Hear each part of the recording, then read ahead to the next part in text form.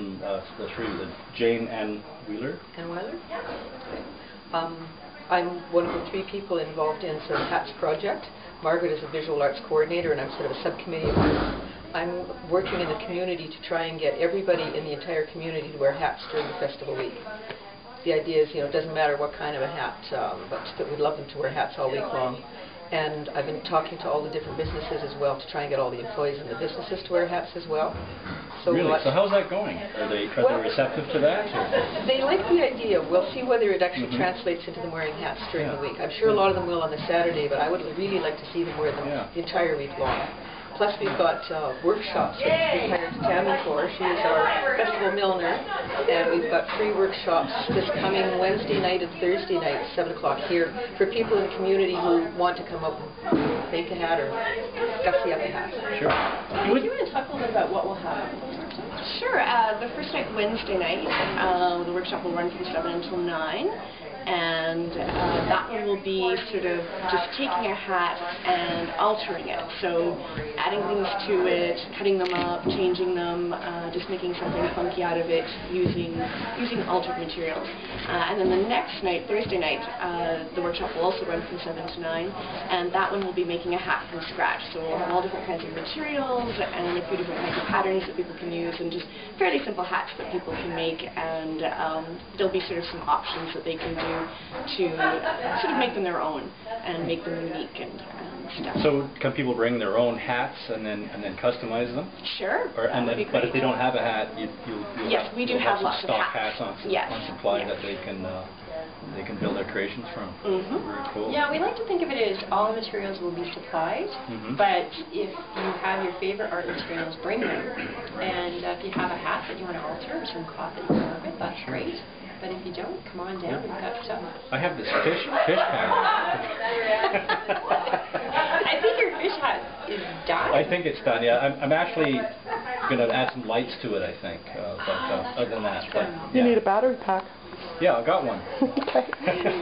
And are you ladies organizing anything besides hats? I mean, that sounds like a huge undertaking. Yeah. Well, Tammy's actually also going to do a free workshop for kids at the festival picnic as part of the kickoff. We're hoping that people that already have their hats made will wear them to the parade that starts the entire festival. The chapeau stroll, right? The chapeau stroll is later on in the week. Oh, okay. Yeah, right. no, the very first event of every festival is a mini parade that starts at 14th Avenue at Elphinstone. We all gather there, and then we walk down to Les Sherman Park down the street, and we usually have all kinds of different parade elements planned. But we're hoping this year people will wear their fancy hats. I understand there's an artist in the community named Steve who has a fancy fish hat. So hopefully he'll join us and walk in the parade with his hat.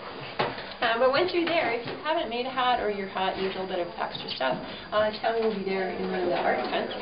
And we also have an open house at the ball club center where you can try various things that will happen in the ball club, but those are not happy things. This is the hat community right So here. Tammy, you're basically the hat facilitator. Yes, yes. Yeah, I couldn't see it being a hard sell at all to get people to wear hats. I mean, it's not like you're asking them to wear something really embarrassing, or go semi-naked or something. Yeah.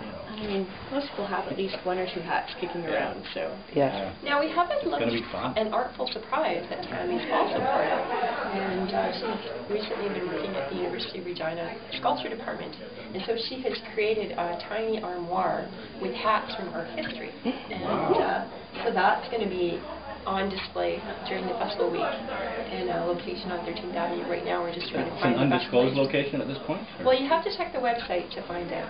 This is part of the artful surprises that the festival So it's kind of like Where's Waldo? Where's Yeah, yeah. Oh, Where are the hats? Cool. That's very curious. Can you tell us a little bit about your work in miniatures? It's something I've actually just recently started. It just started as a project. First I was doing shoes, and did miniature shoes from different artworks, and then because you guys were doing hats off, I decided to continue in that and do hats from different periods in art history. And so it's just about how hats can help. I mean, you know, throughout history they've defined as different roles in society, different, you know, it can indicate what your job is, what your social status is. So it's just sort of, you know, if you take them out of context, do they have the same meaning? So just sort of questioning how they sort of play a role in our everyday lives. If the hat fits, wear it. Yes. And in this case, they'll be really, really tiny hats. Yeah, I'm not sure they won't fit. Now, you had alluded earlier to the chapeau straw. So, Jane, maybe you can introduce the chapeau straw and talk about it. And actually, this is something that's being sponsored by the Cathedral Business Association. Okay. And what they're going to do is they're inviting everybody to wear their hats and show them off. And we're meeting Thursday night at the library. The library's not open, but we're meeting at the library at 8 o'clock. And then some of the businesses are going to be handing out hot chocolate and coffee and some goodies and light sticks. We're going to walk down the street on one side, and then we're going to cross over and walk down the street on the other side, back down to ending up at Desart. And we're going to be having a photo booth set up as well, where people can come and to have their pictures taken wearing their hats, weather permitting. So it's just basically an opportunity for people to come out and stroll down the avenue and show off their hats. And this is on the Thursday night. This is Thursday night, and it's called the Chapeau Stroll. Thursday Night Live. Yeah, part of that.